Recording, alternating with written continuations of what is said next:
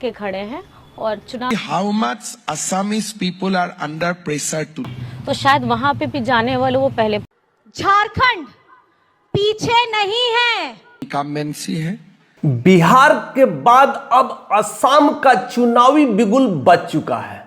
अब असली घड़ी अब वहां आने वाली है, अब असली परीक्षा वहां होने वाली है। हालांकि बिहार की परीक्षा अभी भी चल रही है, अभी भी कौन मुख्यमंत्री होगा, किस पे क्या होगा, टिपा टिप्पणी ये तो चल ही रहा है।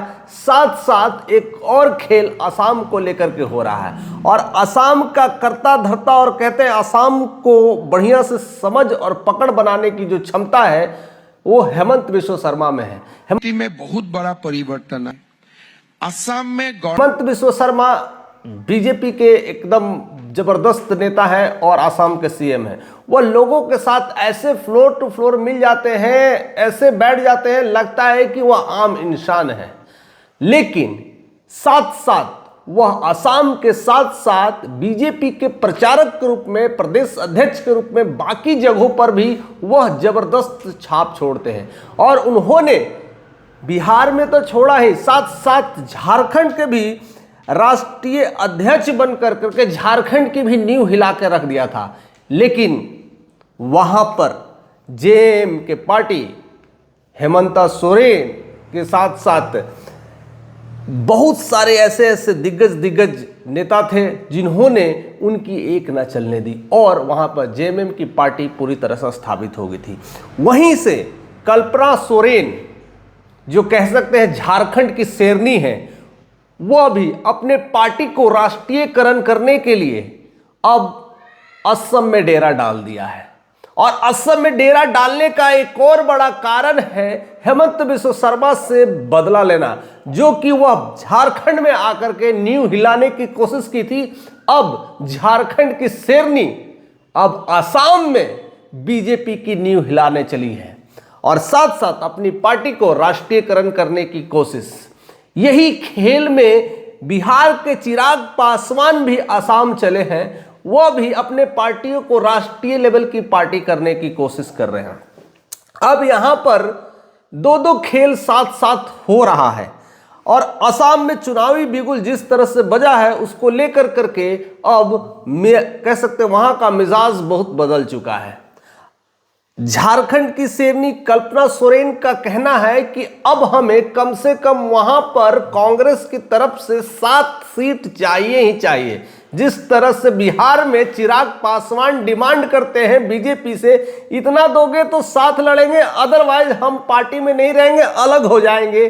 सेम तरह का पर्सनालिटी अब कहीं ना कहीं कल्पना सोरेन में भी दिखने लगा है। उन्होंने कांग्रेस से डिमांड कर दिया है कि जेएम को 7 सीट चाहिए ही चाहिए, नहीं तो पार्टी छोड़ देगी।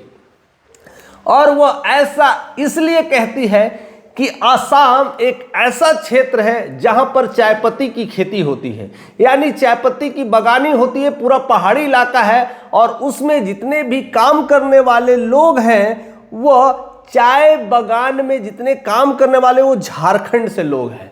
और वहां पर चाय जनजाति के जितने लोग हैं, जितने भी एक जनजातियां बनी हैं, वो सब झारखंडी हैं। और ऐसे में वोटर झारखंडी, तो फिर कल्पना सोरेन क्यों ना वहां पर अपनी विधायिका को सेट कर दे। और इसीलिए अब झारखंड की लहर अब असम में दौड़ने वाली है और कल्पना सोरेन की दहाड़ अब झारखंड में असम में होने वाली है। लेकिन इस खेल को समझिए, इस खेल से क्या कुछ बिगड़ सकता है और क्या कुछ बन सकता है, क्योंकि जिस तरह से बीजेपी भी एक खेल खेल रही है और आगे बढ़ रही है, अब उसी तरह से क्या अब कांग्रेस की भी एक पहल है। जिस तरह से बीजेपी के तरफ से अब लोक जनशक्ति के पार्टी रामविलास पासवान के सुपुत्र चिराग पासवान जाकर करके वहां पर प्रचार प्रसार कर रहे हैं, वहां पर भी वो अभी सीट का कहीं ना कहीं क्लैरिटी नहीं किया, लेकिन वो भी डिमांड करने वाले हैं। जिस तरह से बिहार में, दिल्ली में, झारखंड में किया था, अब आसाम की बारी है। उसी तरह से कल्पना सोरेन का आसाम की बारी आ चुकी है।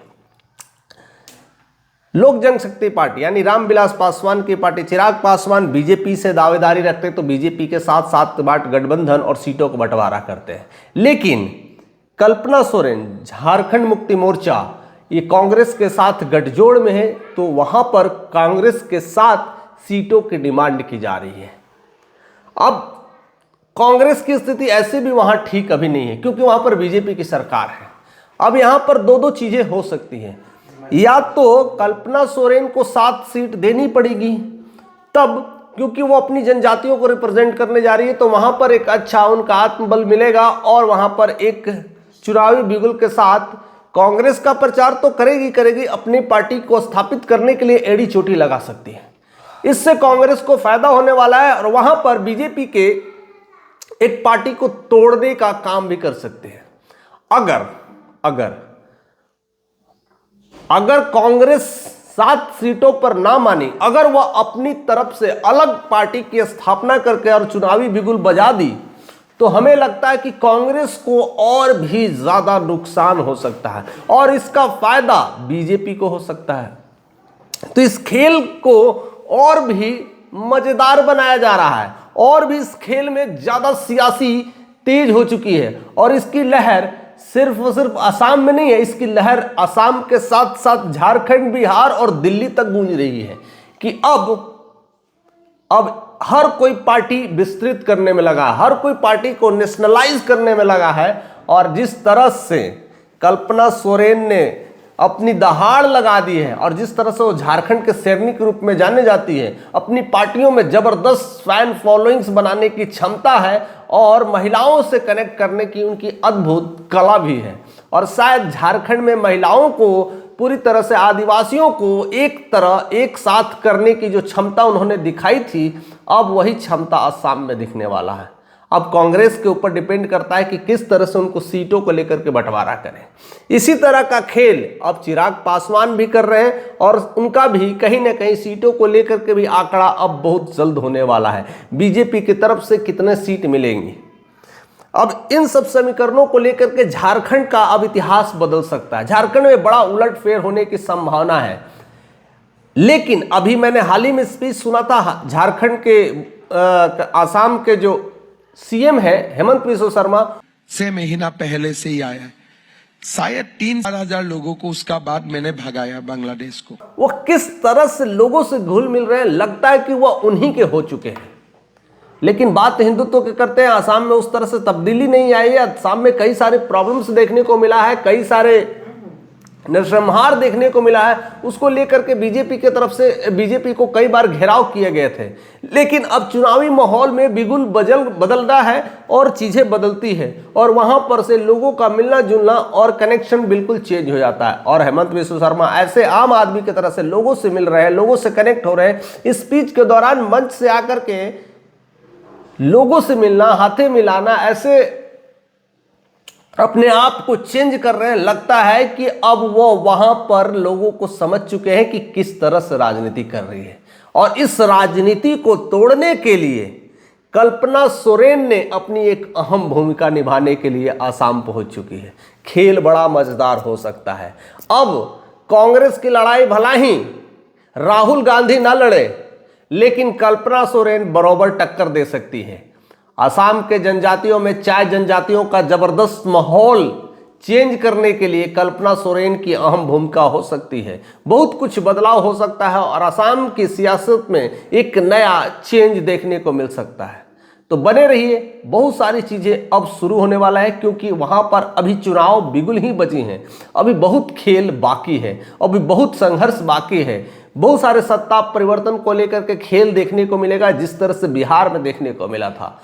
तो बिहार का प्रारूप अब असम में भी देखने को मिल रहा है। और सबसे बड़ी बात है कि ये बिहार के निकटवर्ती राज्य है, तो बिहार के निवासी कई सारे लोग भी असम में काम करते हैं। कई सारे प्रवासी मजदूर भी हैं जो असम में काम करते हैं, वहाँ के चाय बगानी में काम करते हैं। तो वहाँ पर चिराग पासवान की भी भूमिका इसी तरह से होगी और दलितों को लेकर के वहाँ पर एक अलग ही राजनीति करने वाले हैं। देखते हैं कि क्या कुछ होता है। चैनल पर नए हैं तो सब्सक्राइब कर दीजिएगा, वीडियो अच्छा लगे तो लोगों को शेयर करते रहिएगा।